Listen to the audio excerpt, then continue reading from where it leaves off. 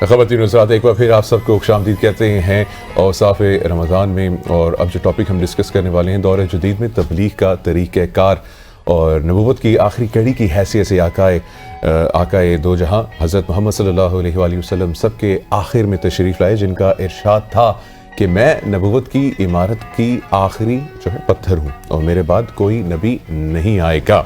ساتھ ہی اللہ تعالیٰ کا وہ آخری کلام جس میں انسان کے ہر شعبہ زندگی کی رہبری کر دی گئی ہے اور جو حضور صلی اللہ علیہ وآلہ وسلم پر وحی کی صورت میں نازل ہوا، یعنی قرآن حکیم، اور اس کے ساتھ ساتھ دین و شریعت کی تکمیل کا مقصد بھی جو ہے وہ سنا دیا گیا تھا. بالکل ایسے ہی ہے، لیکن اس وقت کے جو عرب کے مسلمان تھے ان کی رہنمائی کے لیے حضور پاک صلی اللہ علیہ وآلہ وسلم کی موجودگی وہ باعث رحمت بھی تھی اور نجات کا ایک راستہ بھی. اب یہاں پہ سوال یہ ہے کہ دور جدید کے مسلمانوں کے لیے دین کی تبلیغ کا واحد حل اور پھر طریقہ کار کیا ہے؟ آج کے دور میں ہم کس طریقے سے کس انسان کی تبلیغ کر سکتے ہیں؟ اور اس پر بات کرنے کے لیے ہمارے ساتھ موجود ہیں مفتی صاحب، اور ہمارے ساتھ موجود ہیں اس وقت مفتی محمد لیاقت علی نقشبندی صاحب. انہیں خوشامدید کہتے ہیں. مفتی صاحب السلام علیکم. وعلیکم السلام ورحمۃ اللہ وبرکاتہ. دور جدید میں جو ہے تبلیغ کا طریقہ کار، ویسے سب سے بہترین تبلیغ تو وہ ہے جو اللہ خود اور رسول پاک فرماتے ہیں کہ اپنے کردار سے ہے.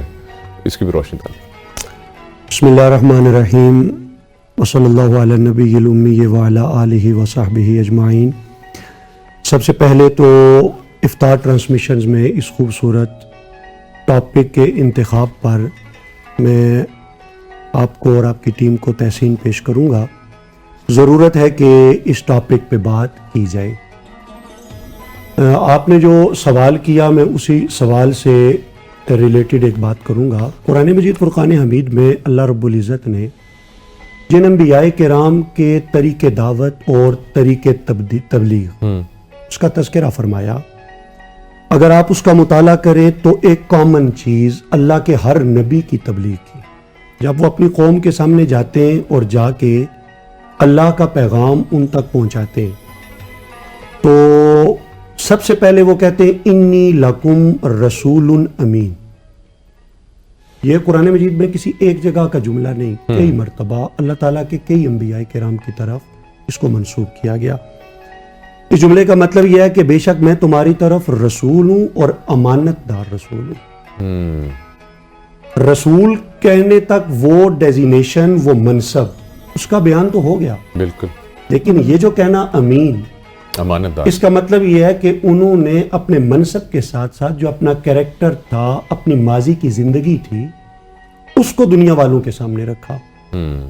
اب یہ سلسلہ جب رسول کریم علیہ السلام کی ذات گرامی تک پہنچا، اب جب ہم حضور کی سیرت کا مطالعہ کرتے ہیں تو بڑی ایک دلچسپ اور انٹرسٹنگ صورتحال ہمارے سامنے آتی ہے. جب اعلان نبوت ہوتا ہے، حکم ہوتا ہے کہ آپ انسانیت کو اللہ کی طرف بلائیں. کوہ صفا پہ حضور تشریف لے کے جاتے ہیں، مکہ والوں کو بلایا جاتا ہے، لیکن آقا علیہ الصلوۃ والسلام بھی اپنی تبلیغ کا آغاز یہاں سے نہیں کرتے کہ کلمہ پڑھو، اللہ کو مانو. آقا علیہ السلام سب سے پہلا سوال یہ کرتے ہیں، اگر میں محمد تم سے یہ کہوں کہ پہاڑ کے پیچھے سے دشمن کی فوج آ رہی ہے، کیا تم تسلیم کر لو گے؟ نہ پہاڑ کے پیچھے دشمن کی فوج تھی اور نہ ہی کسی خطرے سے رسول کریم علیہ السلام نے اس وقت انہیں آگاہ کرنا تھا. لیکن آقا علیہ السلام کے سوال کے جواب میں ہم دیکھتے ہیں کہ وہ لوگ جن میں سے بہت سو نے کلمہ نہیں پڑھا، حضور کی دعوت کو ایکسیپٹ نہیں کیا، لیکن انہوں نے بھی حضور کے کردار کی عظمت کی گواہی ان لفظوں میں دی کہ ہم اس لیے یقین کر لیں گے کہ ہم جانتے ہیں کہ جن کا نام محمد ہے انہوں نے کبھی جھوٹ نہیں بولا ہے. سبحان اللہ. اس کا مطلب یہ کہ رسول کریم علیہ السلام نے بھی اپنا کردار سب سے پہلے ان کے سامنے آپ یہ کہہ سکتے ہیں کہ بطور چیلنج رکھا. مجھے دیکھو، میرے کردار کو دیکھو، میری پاسٹ لائف کو دیکھو. قرآن نے کہا فقد لبثت فیکم امورا. یہ بھی حضور کا جملہ قرآن نے حکایت کیا کہ آقا علیہ السلام نے فرمایا میں مطلب تمہارے لیے اجنبی نہیں ہوں، نیا نہیں ہوں، باہر سے نہیں آیا، بلکہ میں نے تمہارے درمیان عمر کا ایک بڑا حصہ گزارا ہے.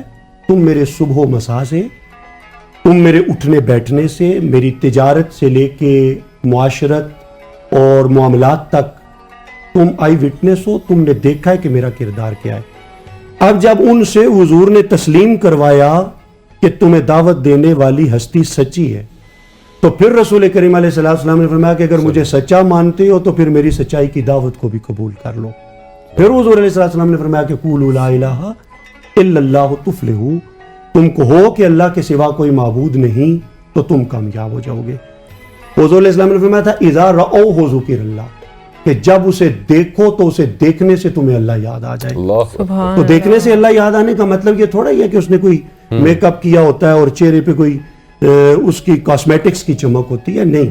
اس سے مراد یہ ہے کہ اس کے چہرے پر اس کے کردار کی روشنی چمک رہی ہوتی ہے, جو اس کی سیرت کی عظمت وہ اس کے چہرے اور اس کی پیشانی سے وہ گواہ بن رہی ہوتی ہے کہ اللہ تعالیٰ نے اسے حسن کردار عظمت دی ہوئی, حسن کردار. مفتی صاحب ہم نے یہاں پہ شامل کرنی ایک چھوٹی سی بریک, اور بریک کے بعد انشاءاللہ واپس آتے ہیں, گفتگو کا سلسلہ یہیں سے جو ہے آگے بڑھائیں گے. خواتین و حضرات یہاں پہ شامل کرتے ہیں ایک بریک, آپ دیکھتے رہیے اوصاف رمضان. خواتین و حضرات ایک بار پھر آپ کو خوش آمدید کہتے ہیں اوصاف رمضان میں. اس وقت ہمارے ساتھ موجود ہے مفتی محمد لیاقت علی نقشبندی صاحب, اور وہ گفتگو فرما رہے تھے, اور یقین کرے میرا ایمان جو ہے وہ تازہ ہو رہا تھا. اور اب جو میں سوال سے پوچھنا چاہتا ہوں کہ وہ جب دیکھیں اور انسان کو اس کے کردار سے جو ہے وہ روشنی سے, اس کے نور سے پتہ لگے کہ یار یہ ایک مسلمان بیٹھا ہے, اب میں ان سے پوچھنا چاہوں گا کہ یہ کردار کیسے ڈیولپ کر سکتے ہیں؟ عربی زبان کا ایک محاورہ ہے, کل اناء یندح بما فیہ, برتن کے جو اندر ہوتا ہے وہی باہر آتا ہے. یہ جو اللہ نے دل اور روح کا برتن ظرف انسان کو عطا کیا ہے, کیا بات ہے. جس وقت اس ظرف کے اندر حسن نیت یہ بندہ روشنی بنا کے اتارتا ہے, جس وقت اس کے اندر ایک ارادہ بندہ پیدا کرتا ہے کہ میں نے اپنا آئیڈیل, اپنا رول ماڈل انہیں بنانا ہے جنہیں اللہ نے انسانیت کے لیے رول ماڈل بنا کے بھیجا ہے. لقد کان لکم فی رسول اللہ اسوۃ حسنہ. اس کا یہ ارادہ, اس کی یہ نیت, اس کا یہ خلوص اور اخلاص, یہ پھر نور بن کے انسان کے چہرے پر یہ آنے لگ جاتا ہے. آپ یوں کہہ لیں, آپ یلو روشنی کے سامنے بیٹھیں گے تو یلو روشنی ریفلیکٹ کر کے آپ کے چہرے پر یلو روشنی دکھائی دے گی. آپ کے سامنے اگر بلو کلر کی روشنی ہے تو چہرے پہ بلو ایک کلر آئے گا. تو جب آپ کے اندر حسن عمل کا نور ہوگا تو وہ پھر سورج سے بھی زیادہ چمک بن کے وہ آپ کے چہرے پہ آئے گا. میں مثال دوں آپ کو, حضرت عبداللہ ابن سلام جو اسلام قبول کرنے سے پہلے ان کا تعلق یہودیوں کے ساتھ تھا, یہودیت کے ساتھ تھا. آقا علیہ السلام ہجرت فرما کر کے مدینہ آئے تو چونکہ یہ اہل کتاب کے عالم تھے بہت بڑے, تو کہتے ہیں کہ میں منتظر تھا, مجھے پتا تھا, خبر چل رہی تھی کہ حضور تشریف لانے والے, میں منتظر تھا کب وہ آئیں گے. جب آقا آئے تو میں اپنے گھر کے سین میں درخت پہ چڑھا ہوا تھا. کسی اعلان کرنے والے کو میں نے اعلان کرتے سنا کہ محمد آ گئے. تو کہتے ہیں کہ میں نیچے اترا نہیں, اتنا تجسس تھا کہ میں نے چھلانگ لگا دی وہاں سے اور میں بھاگ پڑا مسجد نبوی کی طرف, یا جہاں حضور نے قیام فرمایا ہوا تھا. کہتے جب وہاں گیا تو اس سے پہلے حضور کو دیکھا نہیں تھا, پہلی نظر چہرہ مصطفیٰ پہ پڑی. کیا بات ہے, ترمذی شریف کی حدیث ہے. کیا بات. تو کہتے ہیں عرفت ان وجہہ لیس بوجہ کذاب, کہ میرے دل نے گواہی دی کہ یہ چہرہ کسی جھوٹے کا چہرہ نہیں ہو سکتا. سبحان اللہ, سبحان اللہ. وہ جو آیت مباہلہ ہے سورہ آل عمران کی آیت کریمہ نمبر 61 ہے, جس وقت نجران سے کرسچنز کا ایک پورا ڈیلیگیشن آیا تھا آقا علیہ السلام کی بارگاہ میں, انہوں نے آ کے مذاہب کے حوالے سے ڈسکشن کرنی تھی آقا علیہ السلام کے ساتھ. بات چیت ہوتی رہی, ان کی سمجھ میں بات نہ آئی, تو بالآخر آیت مباہلہ نازل ہو گئی کہ حبیبہ بن سے کہہ دو کہ اب بھی اگر تم ماننے کو تیار نہیں تو فَقُلْ تَعَالَوْا نَدْعُ أَبْنَاءَنَا وَأَبْنَاءَكُمْ وَنِسَاءَنَا وَنِسَاءَكُمْ وَأَنفُسَنَا وَأَنفُسَكُمْ ثُمَّ نَبْتَهِلْ. اب ان سے کہو کہ آؤ, تم بھی آ جاؤ, ہم بھی آ جاتے ہیں, تم اپنے بچوں کو لے آؤ, ہم اپنے بچوں کو لے آتے ہیں, تم اپنی عورتوں کو لے آؤ, ہم اپنی عورتوں کو لے آتے ہیں, تم اپنے نفسوں کو لے آؤ, ہم اپنے نفسوں کو لے آتے ہیں, اور پھر مباہلہ کرتے ہیں. مباہلہ کا مطلب اللہ کی بارگاہ میں دعا کہ جو جھوٹا ہے وہ تباہ و برباد ہو جائے. اللہ اکبر. اب آقا علیہ السلام آیت اترنے کے بعد تمام مفسرین نے یہ لکھا, سیرت نگاروں نے لکھا, حدیث کی کتابوں میں موجود ہے کہ حضور علیہ الصلوۃ والسلام اٹھے, حضرت امام حسین پاک کو باہوں پہ اٹھایا، مولا حسن کو انگلی سے پکڑا، پیچھے سیدہ زہرا پاک، سب سے آخر میں مولا علی۔ اب جب حضور علیہ السلام سامنے آئے تو ایک طرف ایک دوسرے مذہب کی دنیا اور ایک طرف دنیا اسلام کے نمائندگان، وہ 5 ہستیاں جنہیں پنجتن پاک کہا جاتا ہے۔ اللہ اکبر۔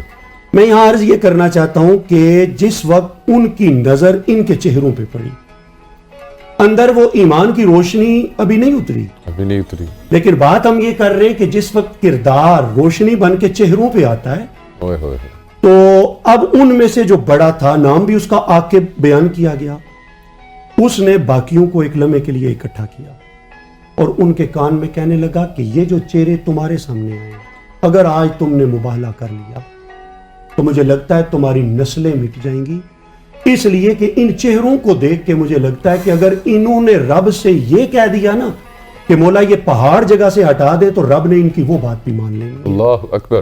یہ ہے وہ روشنی، جو روشنی اندر کی روشنی چہرے پہ آتی ہے۔ ہم نے بات کی جدید دور کے اندر تبلیغ، تو آج شاید تبلیغ گزشتہ کل کے مقابلے میں زیادہ ہے، ہمیں مواقع اور اپرچونٹیز زیادہ اویلیبل ہیں ہمارے ہر انسان آج کل کے دور میں تو کر سکتا ہے۔ میڈیا ہے، آپ اس وقت تبلیغ کا ایک سیگمنٹ لیے یہاں بیٹھے ہیں، میڈیا ایک میں سمجھتا ہوں پازیٹیو رول کافی حد تک ادا کر رہا ہے، سوشل میڈیا ہے، لیکن وہ تاثیر کیوں نہیں ہے؟ مفتی صاحب کہ اپنے کردار بہت کے ساتھ خوبصورت آپ نے گفتگو فرمائی ہے، یقین کریں اور ایمان تازہ ہو گیا ہے، بہت سارا سبق بھی ملا ہے سیکھنے کو۔ بہت بہت شکریہ ہمیں جوائن کرنے کے لیے۔ اور تبلیغ ایسی ہی چیز ہے، اپنے کردار کو جو ہے اس کو خوبصورت بنائیں۔ بالکل ایسی ہی اپنے کردار کو خوبصورت بنانے کے عزم کے ساتھ ہم پروگرام میں ایک بریک شامل کریں گے۔